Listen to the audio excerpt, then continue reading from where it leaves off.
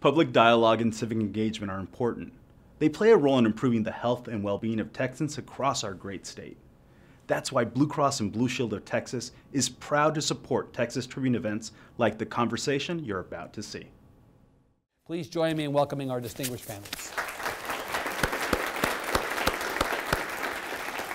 Chairman Crownover, let me begin with you, not just because you're leaving the legislature, but because I know you to be a person who always tells the truth. You're liberated from the need to be politic today. Yes. But let me ask you, as I would ask you regardless, whether you think the 84th session was a meaningful or an unmeaningful one for health care in Texas. Did you accomplish anything to write home about? Well, first of all, I had to get out before I became a grizzled veteran. I can say that about Elliott. I can't say it about you. Yeah. So I got out just in the nick of time. Just in pre-grizzle. Yes. Let's acknowledge pre-grizzle. What do you think? Was it a good session or a bad session for healthcare? Well, I think it was a session that was respectful of the Texas citizens. But I think my big picture vision, after I had dealt in healthcare in different ways with the expansion of newborn screening, the critical congenital heart defect bill that I had passed, and then my attempt to get the smoke-free workplace passed, which was not successful because of libertarian ideas. So I had dealt in that, but I had not gotten down in the weeds in public health. And it was a hair-raising experience for me as a new chair. You know, you get appointed in beginning of February and session's over. So it was truly every day for my staff and for myself. It was a hair-on-fire experience. Right. I think my takeaway is not any big mark in the sand that our legislature left, but my takeaway is the frustration that states have trying to do the right thing while dealing with our federal government. Right. So the 10th Amendment fight that we've been seeing play Yes. out on a bunch of different issues is maybe most especially a fight on this one. Right. Well, we have seen the federal government create the housing crisis, thinking everyone should have a home. And then we had the problems in '08 that we have. Right now we see the federal government thinking everyone should go to college. I don't know if anybody saw the story yesterday about the lady that owed $400,000 Right. and had not achieved one single degree. So she was just living off it. And so now we have our federal government saying, we know best and we can't trust the states. Right. When I've gone to different seminars, you just want to run. I feel like the child that says the emperor has no clothes. So the feds Yes. were an obstacle to meaningful work on healthcare this They session. have everyone's hands tied You're behind sure you're their not back. running for re-election? I am sure. You sound like somebody running for re-election. No. Representative Naishtat, my suspicion is that you have a different view of this. Let's hear it. No, I don't think he does. Well, tell me what your view is. Do you think the federal government has been an obstacle to progress on health care? I have a more New York City-oriented grizzled. A grizzled view. You have a grizzled view. Okay, let's hear it. I was very disappointed this session, although we did some really good things relating to health care. For example, we put more money into rural hospitals. Not enough, but upwards of, I think, 500 million total. And we put more funding into mental health, which, as many of you know, is one of the most serious and important issues that we confront in this state, and even more so than many other states. And there were other good things which we can talk about. But when asked by the American Statesman after the session, what was your biggest disappointment of the session, I didn't hesitate. My biggest disappointment was that we once again failed to adopt an expansion of Medicaid for the state. And I remember when Governor Perry was governor, that he adamantly stood tall and said that Texas will not participate in the expansion of Medicaid. And you all know this.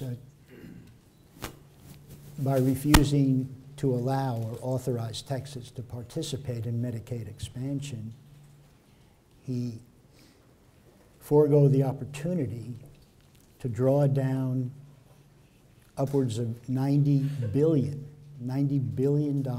in federal Affordable Care Act funding over a 10-year period. And more importantly, he foregoed the opportunity to provide health coverage to upwards of 1 million to 1.5 million uninsured adults, many of whom work. And you all know, and what I remember saying all the time when I was asked about this, is that Texas ranks #1 in the percentage of uninsured in the nation. Well, recently we learned that Texas now ranks not only #1 in the percentage of uninsured, but #1 in the number. Right. And some of you may be curious, how can that be? It's because California, which is participating in Medicaid expansion, has insured many people, which pushes us up. I want to come back, Representative, in a second to this question of the uninsured and what we did not do and the implications on the Medicaid front. I want to ask Dr. Ogden from his side of this conversation. One thing that did happen during the session was there was some attention paid to graduate medical education. You know, an ongoing problem for Texas, pre-tort reform, post-tort reform, pre-ACA, post-ACA, has been a shortage of providers, medical professionals, to treat the growing number of people in this state, now 27 million and growing very quickly. That actually, from your perspective, is probably something that was a positive. Yes, absolutely. Talk a bit about the need, please. Okay, so Texas really, I mean, we have problems with uninsured, for sure. We also have problems with access, we have problems with distribution, and we don't have enough doctors. Right. So we rank 47th in the nation in number of doctors per capita, and we're not actually catching up, despite the fact that a lot of people are moving here post-tort reform. We aren't producing doctors at a rate of the population growth of the state. We rank 47th in primary care. We rank 42nd in numbers of physicians. Neither statistic anything to brag about particularly. No.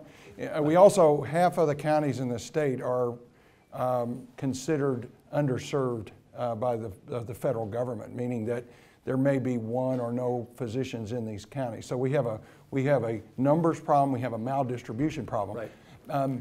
One of the ways of solving that is to produce more doctors, which we're doing through the medical schools, but another way is to have more doctors do their training within Texas. And so many of the states, back when the federal government was funding this, took advantage of that. And New York, for instance, has 3 times the number of GME spots that they do graduates. Texas is about 1 to 1.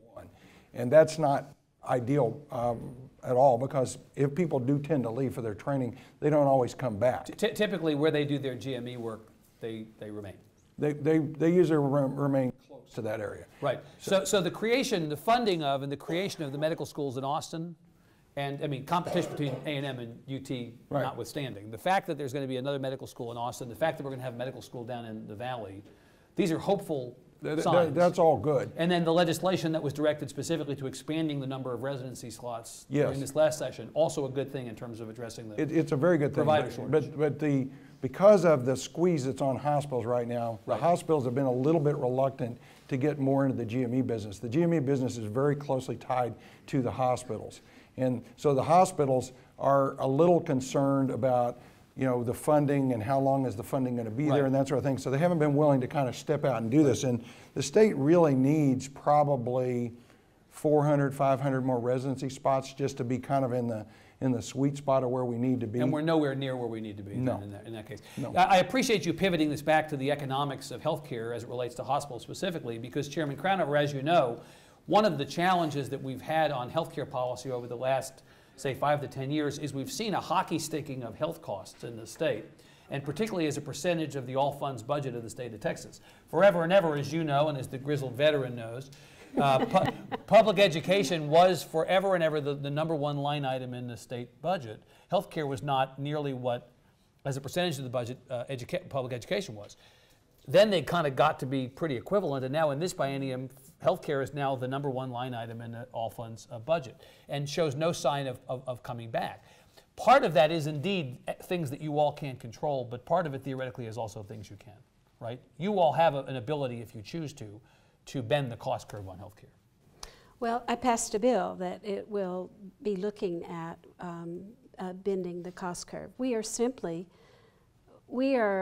I look at it, big picture, we are kind of in a very quiet, calm crisis period. That if everybody talked openly, they said this cannot go on. It's an unsustainable increase, right? This is unsustainable. Yeah. And we have tried to make healthcare seem something that rained down on people. Instead, the new statistics out from Princeton, where white males age 45 to 54 are now have a shorter lifespan than they would have had 20 years ago. This is a bomb. This is an explosion. And the reasons for this were, so we have been, I think many things lead us to believe that healthcare is something that is foisted upon us. But the reasons were suicide, legal and illegal drug abuse, alcoholism, sclerosis of the liver. These are things that people do to themselves. So behavioral choices that people make ultimately affect their health, and that in turn affects it strains the Money system. can't buy that. Right. Education can. You have a problem with that as a characterization of what the problem is here?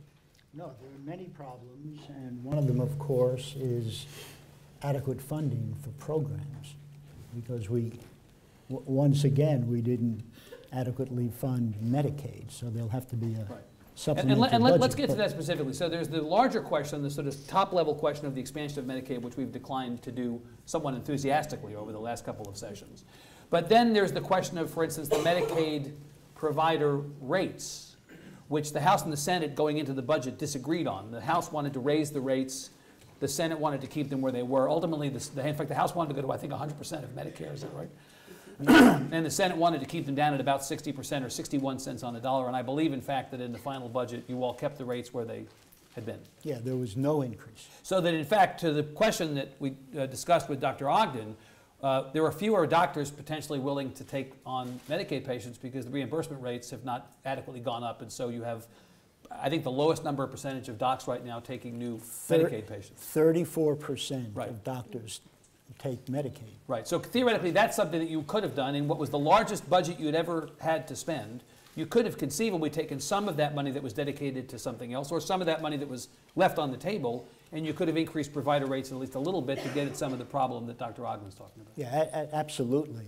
I think that sometimes the priorities of the state of Texas, as evidenced by actions by the legislature, are misguided. Healthcare is such a priority problem, or should be, in the state, but we really don't look at, we had a nice budget surplus, and the comptroller indicated that we would have more money to spend than we did. So we left money on the table. Right, and some of the oil and gas questions that have come up in the last 6 to 9 months, conservatism has proved to be a good course, at least a little bit, you would acknowledge, right? We've had to revise the revenue that we thought we had downward. But at the same time, we had a flush, and still have, a rainy day fund. Some of that money could have been used. Of course it could have, but the priorities of the state were to use rainy day money and go to the voters to get approval to spend more money on very important issues. Don't get me wrong, transportation problems, water problems. But there was never any serious talk about dipping into available funds to improve. Well, in fact, we heard a lot from the governor, Representative Naishtat, Chairman Crownover. We heard a lot from the governor and from legislative leaders at the beginning of the session about the priorities for the 84th, and we heard about infrastructure, we heard about border security, we heard about economic development, including tax cuts. Nobody mentioned a word about health care. So in fact, in some ways, why were we surprised when by the end of the session, health care was not a priority? It didn't start out as one at the beginning. Dr. Ogden, you know, we in the political and media class think we know everything. Naturally, we don't. We assume that this question of the Medicaid provider reimbursement rates is a big issue. We assert that it's an issue, and that in fact, the low number, as Representative Naishtat said, 34%, lowest maybe ever, of docs who are willing to take on new Medicaid patients, that is a problem. We assert that that's a problem. Are we right? Is that a problem? Yes, but the problem is bigger than that even.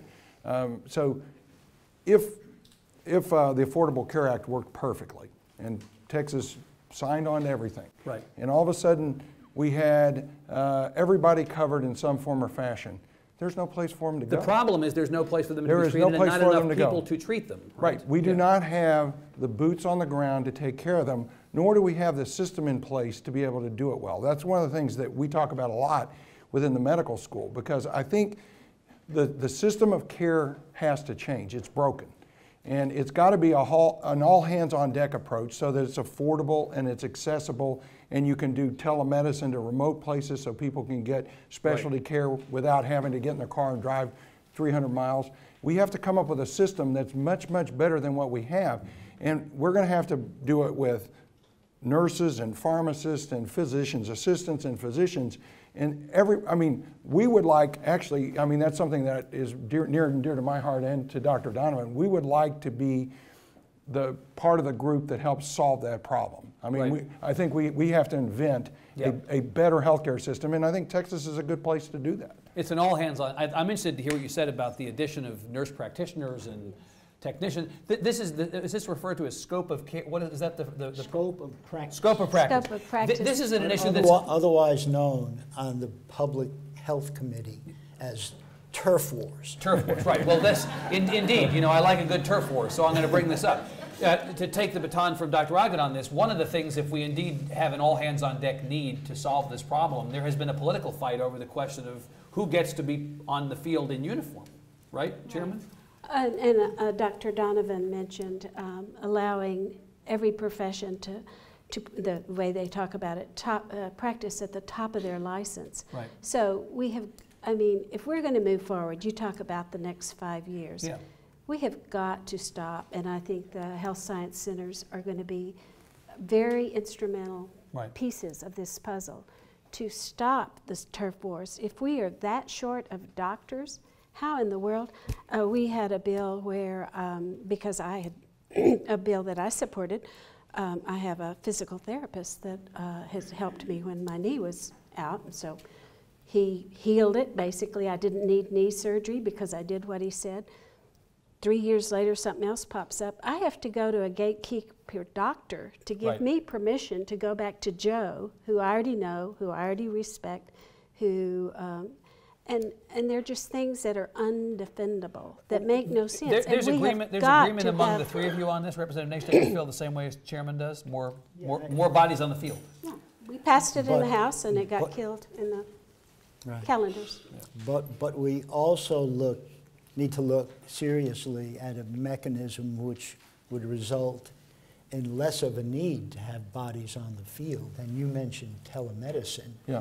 And we had a bunch of bills filed last session, like about 10, dealing with telemedicine. And most of them got bottled up. And there's a lawsuit right now because apparently the Texas Medical Board, via its rules, has indicated that with respect to telemedicine, a physician who would be treating through telemedicine first would have to physically meet with the patient. And the teledoc is in court saying that's just playing into the hands of doctors in terms of turf war. Is the lobby representative killing telemedicine? Is the lobby killing the scope of practice legislation that would allow for more options, physical and remote? They're trying to. There's actually issue. That's their job. But and they get paid. So the reverse of healthcare, the lobby's motto is first do harm. Is that what it is? But nobody in the room, of course. But two things: we are moving in the direction of telemedicine. As a matter of fact, one of the charges to the Public Health Committee is to look carefully at all aspects relating to ultimately implementing a cost-effective and meaningful system of telemedicine. You're for it? Sure. You're for it? Right, but it's not just the legislature. The U.S. Supreme Court case with the veterinarian here in Texas just resolved. Was just, they said, no, you don't have freedom of speech to share your knowledge, and that baffles me. Yeah. And so it sends it back to the states, and it sends it back to the turf wars, is basically what the Supreme Court did. Well, let's get to this question of the uninsured population. I think there's a piece of this for each of you on this. Representative Naishtat talked about the numbers. I went back right before this with the help of our healthcare reporter, Edgar Walters, and looked at the most recent numbers. Texas is now below 20% of its population without health insurance. It is a significant decline from the pre-ACA numbers. I thought we're the only state with a little more than 20%. The last numbers that I saw, we were just below 20%. Okay.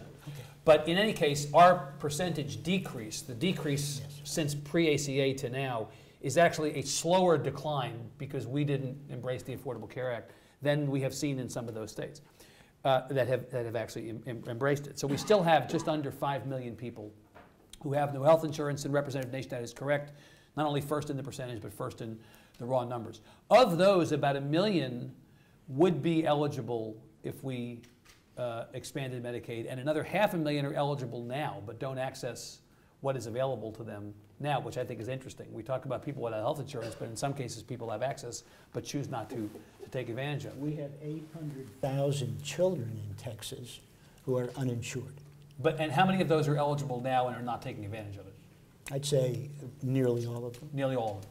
So the question here is, would the state suddenly flipping its position and say, okay, as has happened not only in blue states and purple states, but red states, well, okay, now we're going to suddenly avail ourselves of the opportunity to take this money and expand Medicaid. Would that solve all of our problems, Representative, based on what you've seen in other states? No. I mean, you're not a fan of the Affordable Care Act anyway, but is the question just simply give us more money and the problem can be solved?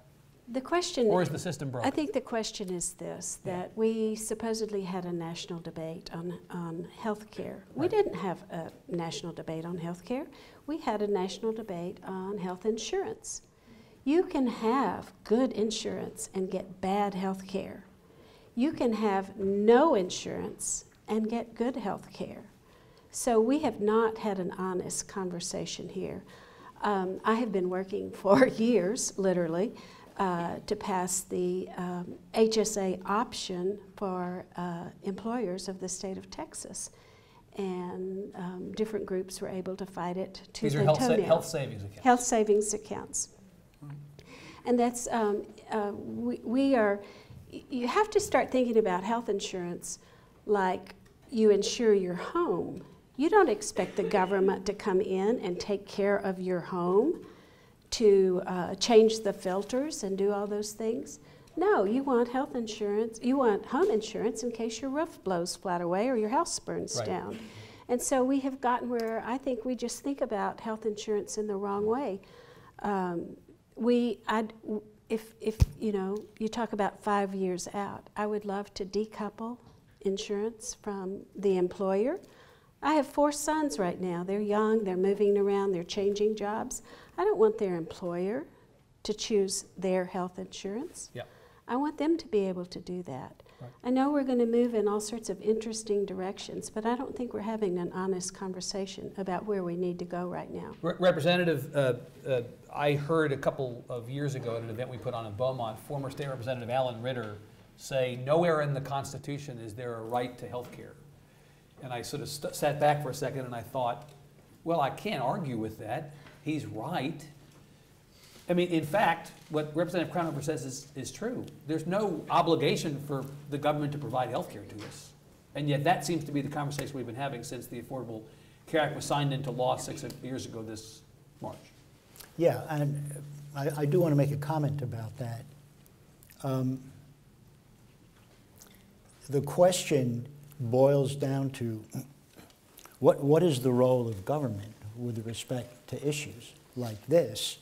And my concern, and this is my personal opinion, is that many of the elected officials in charge at the state level and in many circles of the national level don't think it's the role of government to do what FDR did with the New Deal, to do what Lyndon Johnson did with the war on poverty, the Great Society. It's not the role of government.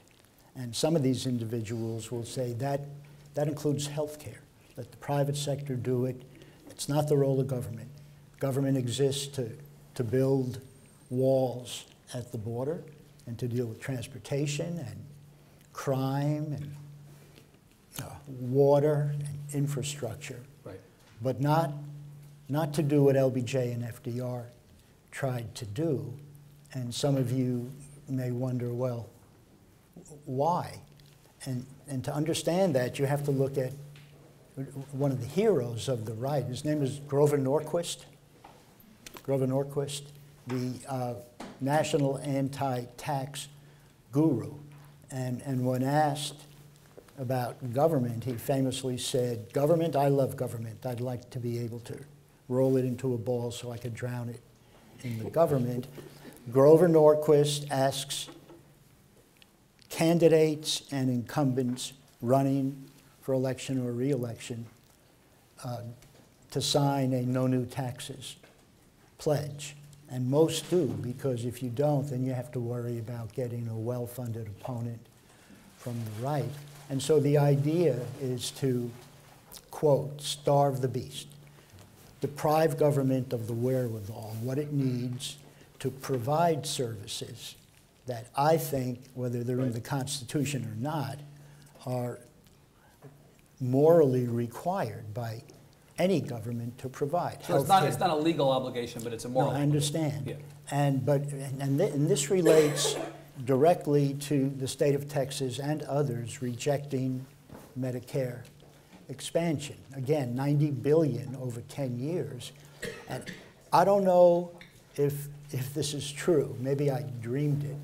But I can almost guarantee you that after Governor Perry stood tall and adamantly said we will not participate, which, by the way, and I said this to the press, I thought was a short-sighted, mean-spirited, and fiscally irresponsible decision or stand to take.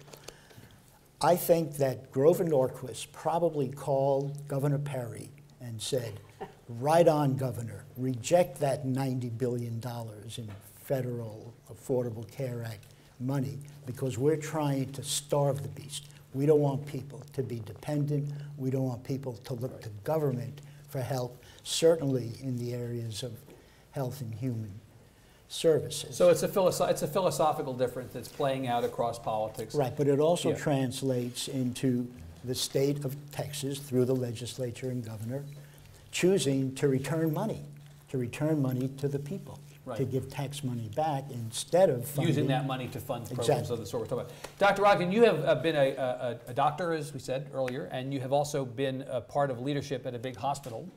Would the expansion of Medicaid or any other aspects of the Affordable Care Act over the next 5 years in Texas, say, materially affect the delivery of care, either on the individual provider end or the institutional provider end, positively or negatively, as you see it?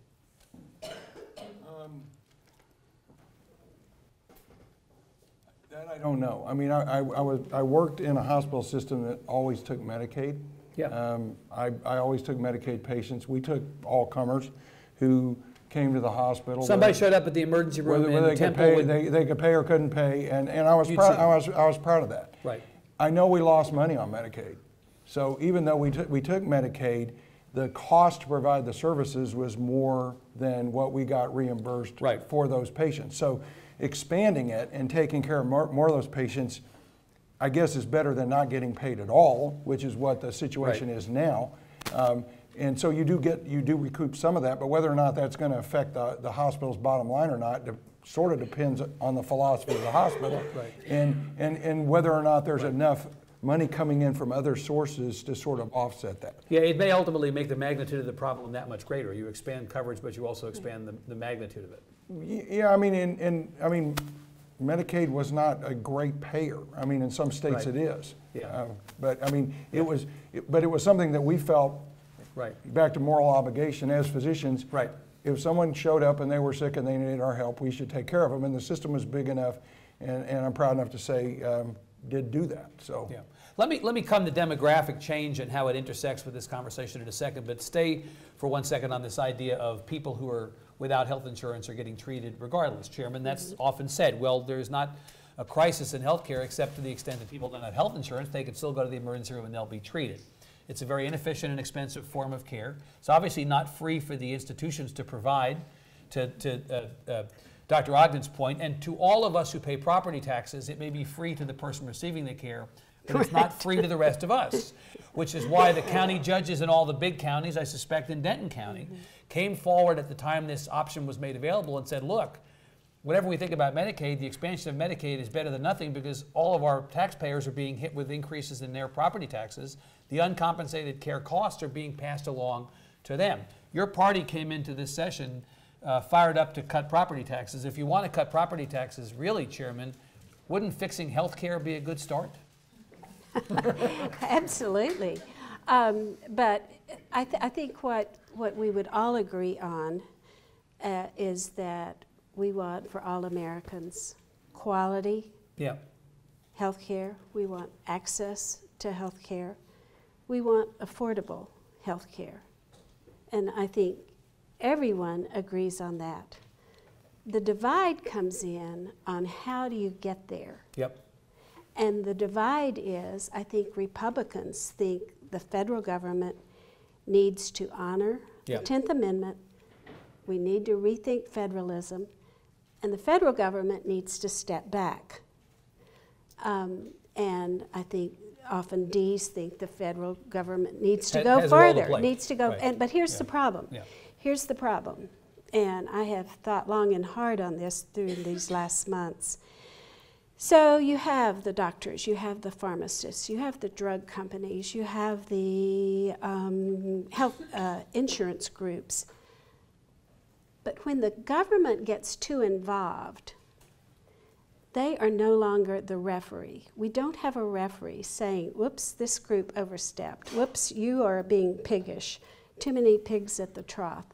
So when the government is involved trying to make it work, instead of being the referee saying, you've overstepped your bounds, foul here, there is no referee. So it creates a state of chaos where everybody right now, and I've talked to many people that are very deep into this, and I say, do you feel like this is a sinking ship and you and your organization have to grab anything that you can grab right now?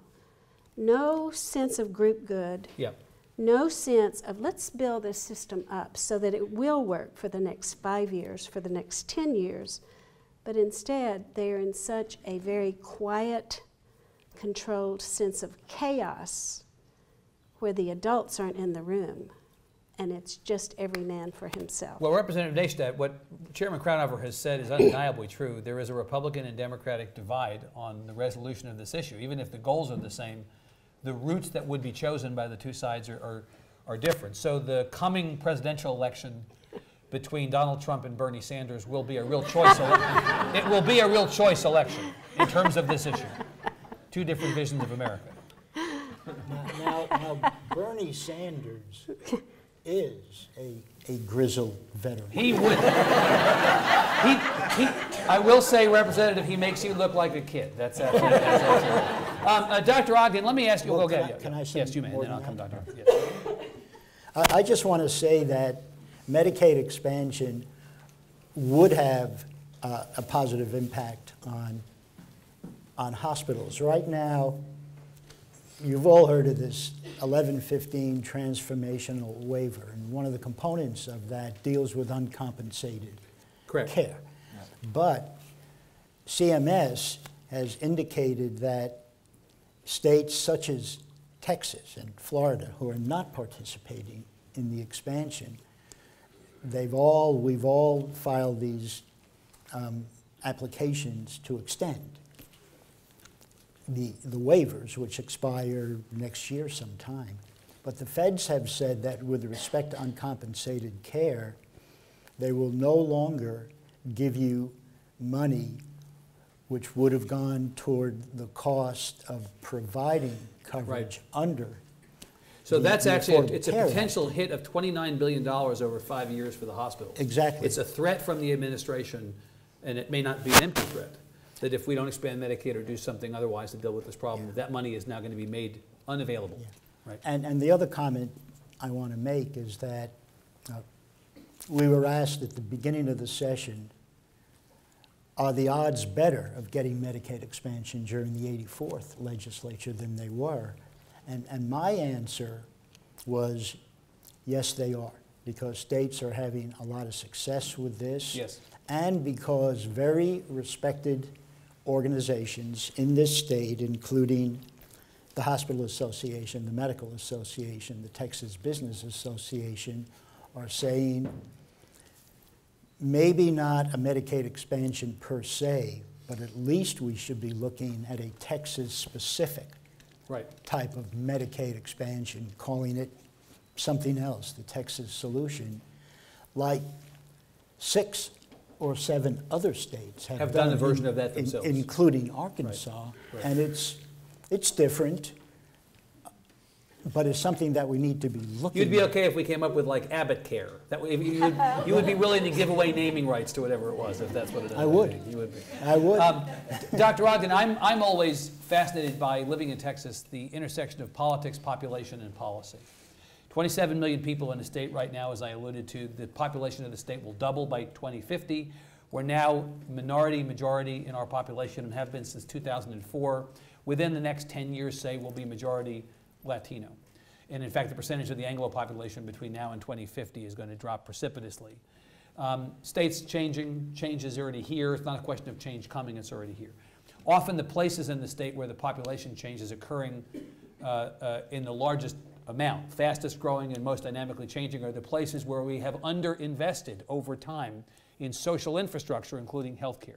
As you look out over the rise, knowing what's coming, how is the changing population of Texas going to impact this conversation about where we need to go on healthcare? It's going to impact it dramatically, and that's actually a pretty good lead-in to something that we are doing at Texas A&M. We looked at South Texas, which, if you divide the state, the numbers of uninsured people are higher there. The health of the folks in South Texas is worse than it is anywhere else in the state. The obesity rates are higher, the diabetes rates are higher, the chronic disease rates are higher, the mortality rates are bad. And we said, and access to care, to your earlier point, access is actually to care worse. is worse. Is worse. Everything that we talk about is worse in that section of the state than anywhere else. And we said, okay, what can we do about that? So what we decided to do is to take our ag extension service, which is in every county. They teach nutrition classes, they go out and they have community health workers. Yep. And we said, maybe we can use those people as a workforce and get them down in those 27 counties and start working on the stuff that Myra was talking about earlier. I mean, if we don't take care of the habits of people, we've got no shot. Right. I mean, and it's not hard. It's eat correctly, get a little exercise, sleep, don't smoke too much, don't drink too much, don't take drugs. I mean, it's pretty easy if you can get people to do those kind of behaviors. But we're going to try to go out at the grassroots level and see if we can do something about that. Yeah. At the same time, we've got to figure out a way. She was mentioning earlier about health savings accounts. We got to come up with a way to make primary care affordable to people. I mean, part of the reason people don't go into primary care is because it's economically disadvantageous to the doctor, and it's very difficult for them to do it and then to set up their shop somewhere where they're kind of out there by themselves, and then they're struggling anyway. I mean, I'm old enough, I hate to say this, to remember when people didn't have health insurance, pretty much. We didn't have health insurance. Our doctor, who was actually from Monterrey, Mexico, made a deal with my dad that if my dad kept his books, he would take care of his kids. And, you know, we need more things like that, you know, and we need deals where, you know, you can go see the doctor, or you can go see the PA, and it's a flat fee, but it's affordable. You know, people do pay for stuff, even poor people pay for stuff. But it's got to be something that they could go, and I can go see the doctor, and you know, what's it going to cost me? But it might even be a sliding fee or something. But we've got to come up with a better system, right. And at the same time, we got to convince people to be healthier on the front end, right? Or else we're going to have a tsunami right. of all these unhealthy people that we don't have any place to take care of them. To that point, Representative Naishtat, you know, the conversation has turned, and it's across party lines of late, to let's try to incentivize good behavior on the front end because it will be cheaper than having to deal with the consequences of bad behavior on the back end. But of course, the first thing I'm thinking about is that Sid Miller's first act as Ag Commissioner when he was sworn in this year was to bring cupcakes back to the school, and then to follow that up with putting deep fryers back in the schools. Representative Crownover talked about the libertarian politics that have thwarted many of the things that she's referring to, smoke-free zones and this, that, and the other. Are the politics of the moment making it impossible to do what Dr. Ogden is talking about? It seems like we're going in the opposite direction from what he's suggesting. No, it's not impossible. But there has to be a change of attitude at the legislative level. We're so focused on cost containment and access to care. Yeah. And I, of course, am more focused on access to care.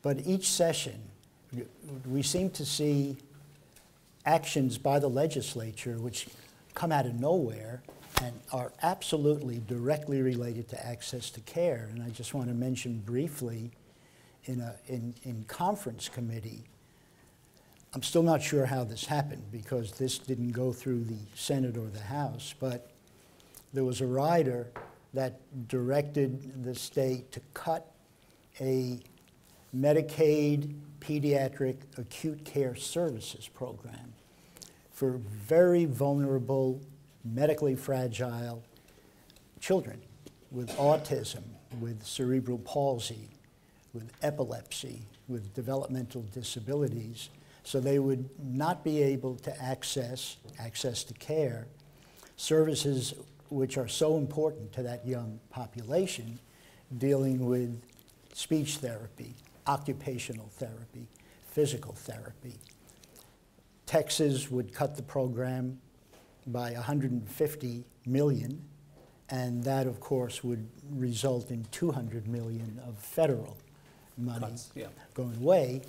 And what was that all about? Let's go back to the beginning when I mentioned that we didn't spend all the money that was on the table, and we had the rainy day fund, and all of a sudden they're targeting kids. I can't understand why. 7,500 speech and physical therapists and other professionals who deliver care to homes would probably be out of a job because the rate cuts would be so drastic. And I just can't understand how that could have happened in the conference committee. And it just brings me back to what I think we need to think about when we look at who sits in our legislatures, and that is the starve the beast. Deprive people of needed services so they don't look to government. Yep. And it's a big concern because that was so blatant. Ultimately, a district court judge in the liberal oasis of Austin issued a temporary restraining order to stop the state from doing this inexplicable and probably illegal action. Let's, yeah, ma'am, go ahead, and then we're going to go to questions. So get your questions ready, and our microphones will be available to you, ma'am. I wasn't involved with that, but the way it got started was that they realized that the state was paying higher than the commercial open market rate. Yeah. And so they felt like that was something that needed to be addressed. Maybe an overcorrection, though? Right. Yeah. Yeah, well, you know, you try to do the right thing and you find out. Afterwards. Yeah, right. Questions. If you put your hands up, we can either have you come out to the aisle or we might even be able to pass mics. Your former colleague, Representative Hobson. Yes, sir. I never talked to him in the chamber, and I'm not going to talk to him now. Respectfully, man, this is for Dr. Ogden. When you talk to your kids that are coming out of medical school now, do you have any percentages, or you have a feel of the ones that are not going to accept Medicaid at all, or some of them are going to say, well, I accept them, but I'm going to quit when I get to 10% or 12%, or do you have a feel for that? Has there been a generational shift in the point of view on this? Actually not. I mean, fortunately, the students that come to medical school are still very idealistic, and I think they'll have that sucked out of them quickly enough. Well, I mean, unfortunately, the training beats it out of them too. So, but they're for the most part altruistic, service-oriented folks, and they come in feeling like they're going to go out and change and save the world, and it's usually later when they start having to pay bills that they start making decisions like that. But I think the majority of them still believe that they're going to take all comers when they leave medical school. Mr. Hahn. Sir. Thank you, Evan. I'm interested in your comment about the demographic shifts and how it relates to seniors in Texas. Well, the other part of the demographic conversation, which is not discussed, is that the senior population in the state will double. Exactly. In the same time frame that the state population will double, and that the flip between the Anglo and the Latino populations occurs. So as the state is getting dynamically fluid in terms of the racial makeup or ethnic makeup of the state, at the same time the state is getting older. So that's going to present its own, Dr. Ogden, its own challenges from a healthcare standpoint. I mean, in as much as we have problems with accepting Medicaid, we also now have people that want to take seniors, and we have people that don't take Medicare, you know, in the workforce, and then there's not enough people in the workforce to begin with. So that's I hate to say this, but we don't tend to fix problems until it becomes an unbelievable crisis, and everybody decides, oh my gosh, we got to do something about this now. But you can see this one coming. I mean, this is the hanging curveball. Right, and if we don't do it, it will be because we chose not to deal with it, not that we didn't know it was coming. Yeah. I just want to mention that this is a problem which is more visible and perhaps more serious in rural areas of the state and underserved areas of the state. One of the charges to the Human Services Committee, on which I also serve, this session is to look at the whole issue of increasing numbers of senior citizens and access to care and what needs to be done to look at that population specifically, because it is going to double and then triple. Right. And so that's good that the speaker agreed that this is a topic which needs to be looked at now, because in the future it's just going to get worse. This may get fixed faster though, because older people vote. That's true.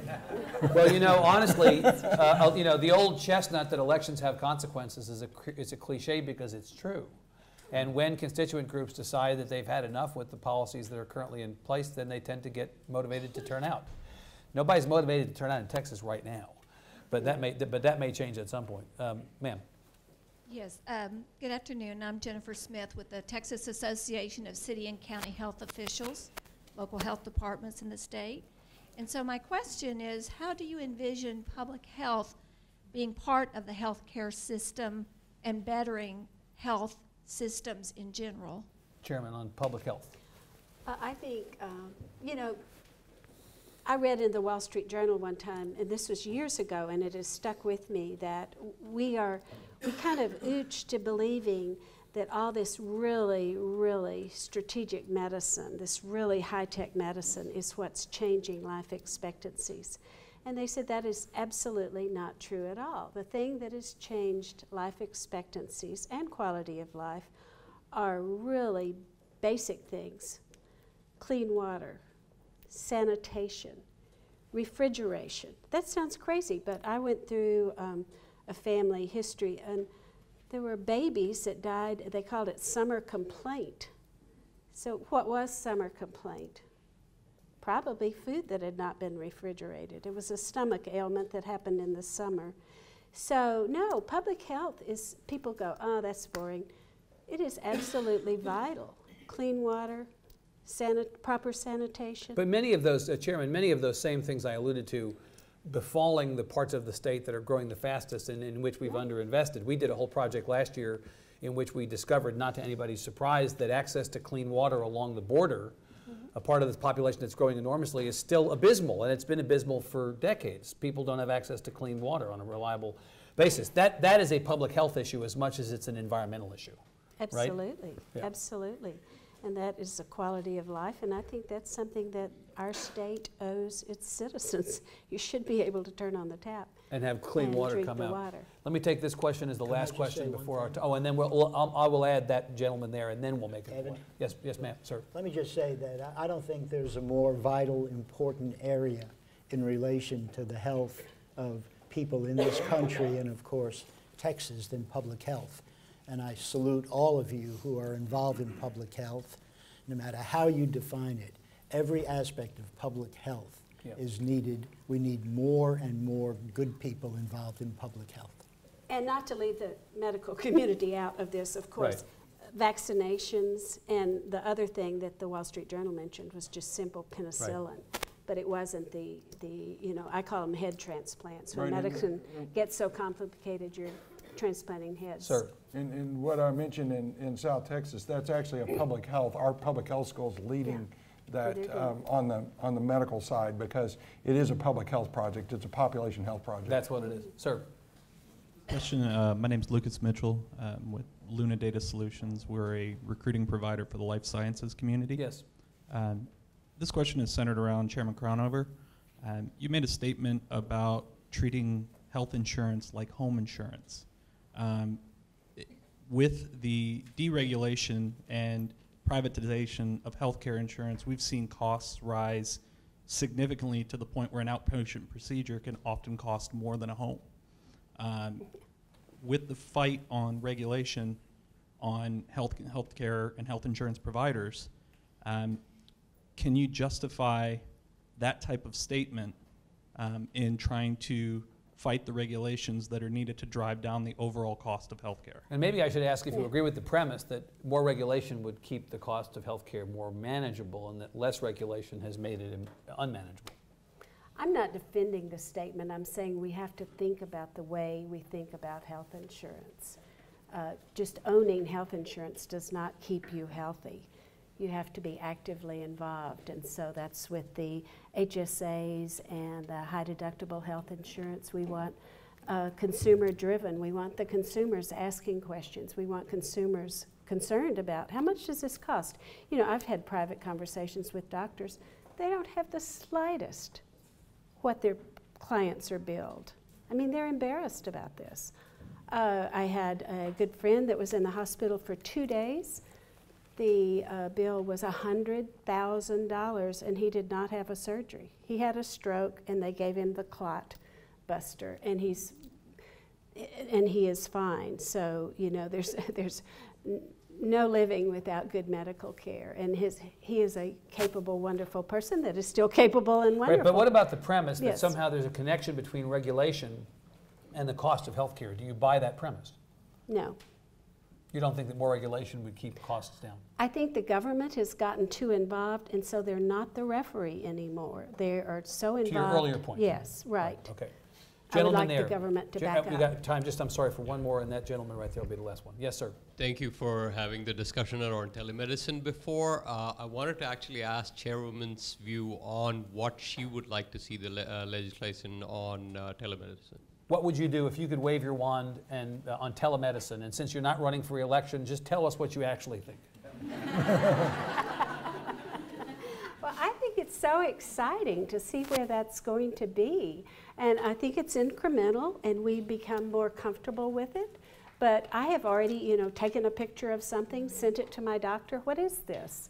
So I think we haven't even begun to ask how that is going to move. And I think the people that are overly cautious, they say, well, what happens if something goes wrong? Well, you could sit right here across from your doctor and have something go. Medicine is a science and an art, and it's an act of faith, and it's an economic driver. And there will be new ways, you know, the more things change, the more things stay the same. We will still be so dependent on educated, informed doctors, but they will deliver in different ways. Now, we don't want to rush into it willy-nilly, but that's where we're going to be. It's like not trusting. I remember when microwaves came out, I wasn't sure whether I trusted them, and so I didn't want a microwave for a few years. But boy, was I wrong. Yes, I was going to say that ending on the microwave comment would have been perfect, but go ahead, that's fine. Go ahead, Representative. Go ahead. As I mentioned earlier, one of the charges to the Public Health Committee concerns telemedicine, looking at all aspects of it.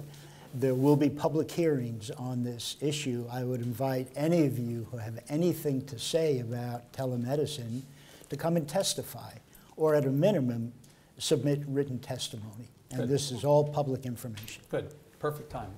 Well, Dr. Ogden, thank you for having us, and to the folks here at the A&M Health Science Center, thank you. To our great panelists, Dr. Ogden, Representative Naishtat, Chairman Crownover, and to all of you, thank you very much. Appreciate it. Thank you.